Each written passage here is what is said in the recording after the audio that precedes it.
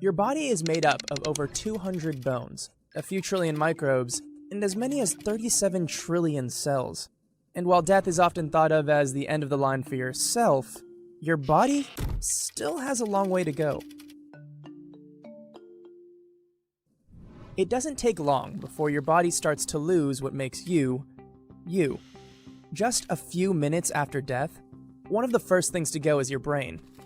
You see, when your heart stops beating, it halts blood flow, which is supposed to transport oxygen to your organs and tissues. So without blood, the most active, oxygen-guzzling organs and tissues go first. And the results are moist, because the cells that make up those organs and tissues are 70% water. Without oxygen to keep them alive, the cells self-destruct, spilling all that fluid onto the coffin floor. By that night, an even more troubling process begins. In the gut, your dying immune system can no longer contain the trillions of hungry microbes that normally help digest the food you eat. So, they escape. First, they travel from the lower intestines through your tissues, veins, and arteries. Within hours, they reach your liver and gallbladder, which contain a yellow-green bile meant for breaking down fat, when you're alive. But after the microbes are through eating those organs, that bile starts to flood the body, staining it a yellow-green.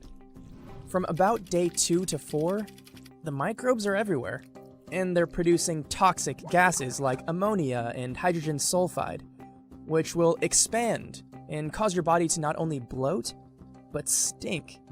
After 3 or 4 months, your yellow-green complexion has turned brownish-black, because your blood vessels have deteriorated to the point that the iron inside them spills out, becoming brownish-black as it oxidizes. Also around this time, the molecular structures that hold your cells together break away. So your tissues collapse into a watery mush. And in a little over a year, your cotton clothes disintegrate as acidic body fluids and toxins break them down. Only the nylon seams and waistband survive. At this point, nothing dramatic happens for a while.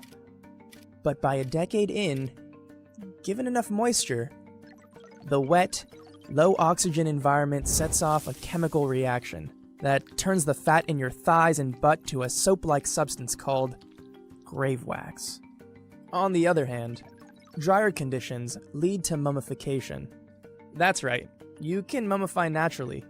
No wrappings, chemicals, or intimidating instruments required. Because throughout this entire decomposition process, water is evaporating through the thin skin on your ears, nose, and eyelids, causing them to dry out and turn black, aka mummify. By 50 years in, your tissues will have liquefied and disappeared, leaving behind mummified skin and tendons.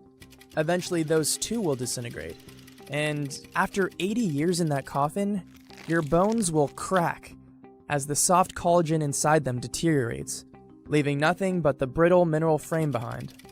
But even that shell won't last forever.